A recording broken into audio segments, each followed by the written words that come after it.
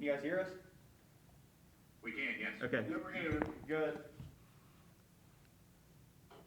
Well, Dan, you guys have a week of practice under your belt now. Just general thoughts on things right now? Well, obviously it's a week, so you're still a ways away from the final product, hopefully. I think we're in decent shape for a week. Our skill levels are better.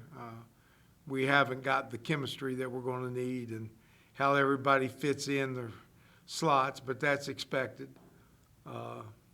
The people we thought would produce will be able to do that. So, and our young kids are learning and trying to find ways to fit in. So it's been a good week of practice. We a little bit slow to begin with. We weren't in the cam the first couple of days, and a little bit more difficult to have the type of practice you'd like to have. So last couple of days, let's see, we did Monday, Tuesday, Thursday. Yeah, last 3 practices have been pretty good, and I think moving along looks good.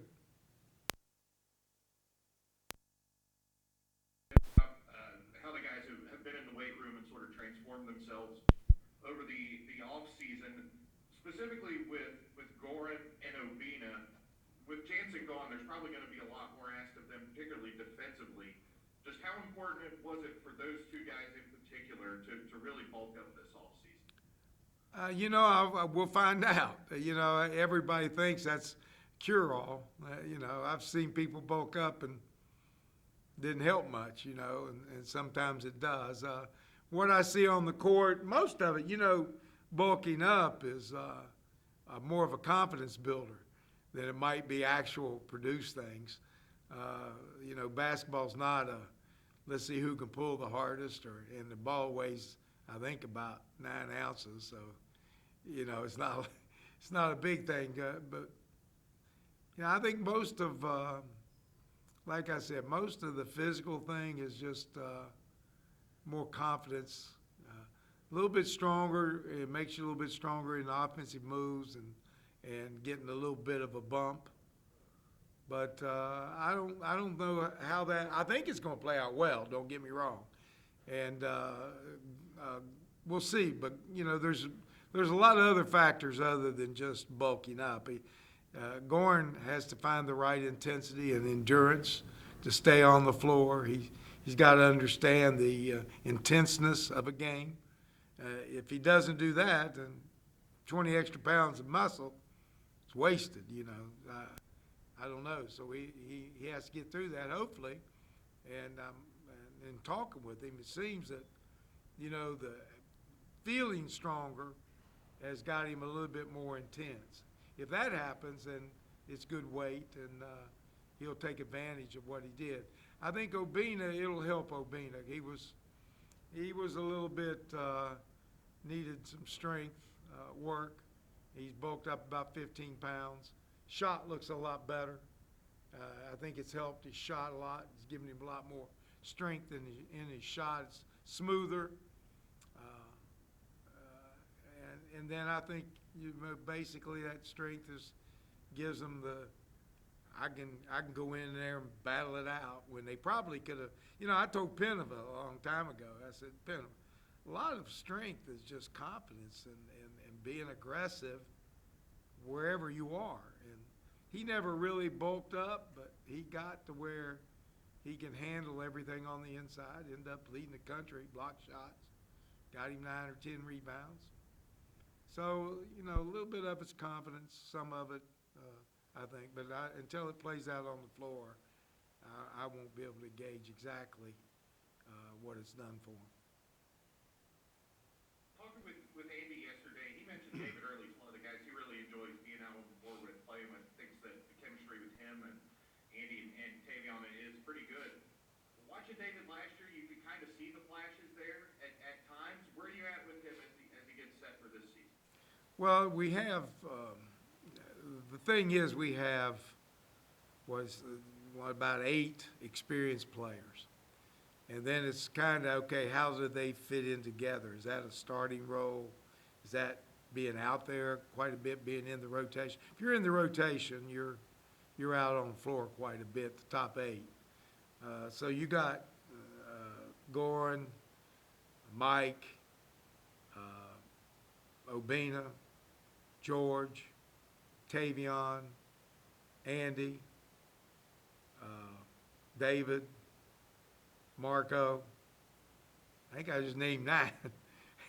How that all fits, that's why sometimes depth makes a coach coach, and he makes mistakes too. So, if it's obvious that these are the 7 best or the 5 best, it's easy. But with David is the kind of player that can make some plays, especially pull-up shots and scoring plays that we don't have anybody on the team that can. And but it's good and it's bad, because if he hits them, you win. If he misses them, you lose. And it depends on his consistency, whether he can be consistent with it and effective in a game. But you don't want to have a game where you get 5 and the next game you miss 5. Because now, as a coach, I got to start deciding, okay, is this the game or not the game? So you want it kind of consistent. It takes a lot of pressure out of as a coach, trying to figure it all out. Eliminates any mistakes I would make. So I will say David's game yesterday was great. He looked super in practice. 6 for 9 from threes. Hit some 2 or 3 shots coming off picks that we don't have anybody can do. And his defense has picked up. He's starting to learn to jump on the ball a little bit. We have him playing point guard right now with the other group, because we have Kyle's hurt and we don't have one, so I got to have somebody run that other group. He's the only one really that can, so I put him over there a little bit. But he's going to work his way back with Andy and Tavion, and then whether we start George at a forward, at a 3, and then he comes off the bench, whether he plays the 3 spot and we put George back down underneath. Is Gorin going to play center, or am I going to do it with Mike and Obina? If Gorin plays center and Mike is 4, what do I do with Obina and George? If David's playing the 3, there's a lot of intangibles that we'll try to work and see which makes the best team for Marshall. Not sometimes maybe the best team even starting the game, but the best team that finishes the game. And so, a lot of ifs, buts, but it's to be expected. We're in week 1. I'll probably have more answers week 5. What's going on with Kyle? Is that a short-term thing, or is he going to be Yeah, it's short-term. I think he gets checked Thursday of next week. And I think they'll okay him partially for maybe 3 or 4 days, and then they'll let him go full speed. But he had a little, didn't have to have an operation, but a little bone, a tendon pulled bone away from the bone a little bit, cracked it. It has to heal back over and get some scar tissue on it, and then he'll be fine. But it wasn't an operational type of injury. So. Coach, you talk about the depth. You have till about October 31st till the first exhibition game. Are you trying to tinker with lineups in practice, or are you going to try to do more like in a real game situation with the exhibitions? Oh, in the exhibitions, we'll probably tinker and see which way we want to go, especially the first 10. We've got 16 players. And, I don't know if I'll get all the way to 16, but probably the last 5 will be kind of, okay, they're going to be the last 5. And I got to tinker these 10 and see how there's only 40 minutes. So you can only divide it up so many ways. Well, 40 times 5, what's 200 minutes? If you got 10 players, what's that? That's 20 minutes per player. Now, I don't think Tavion's going to be off the floor that long. Andy. So now you're talking even less. So it's a little game we'll play, but that's expected. It happens every year that everybody just doesn't come back. So we'll work through it, and I feel confident with assistant coaches helping me that we'll find the right combination. And also, with Jansen and Jared being gone, how much of the schematics have changed on this team with losing one of your leading scorers, one of your leading block players? How much of the schematics have changed from last season to this year? Next man up. You know, I'm kind of that way. We develop these players to play a style. They've all been here. We've worked with them.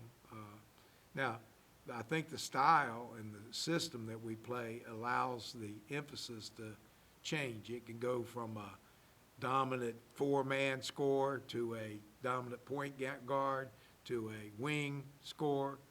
It's not the ball finds opportunity, and the opportunity is always your best player, and it will find the best player more than not, and that's where the strength will go. So, you know, Jansen spread the floor for us, but so does Michael Byers. George now can spread the floor. He's shooting the ball extremely well. And so we have people who spread the floor. That's basically what Jansen did. Jared, the biggest thing we'll miss on Jared is that pressure on the ball from the inline to inline, and get a steal or two that, you know, where you go down and lay it up and get an easy basket. But, you know, we have, without him in there, we have a lot more length and size, which might counter what he did and may even be better for us overall in the defending our basket. So, you know, we could be bigger this year, obviously, with if Gorn works out and he shows that he's going to hold down that 5 spot. You know, we could be 7,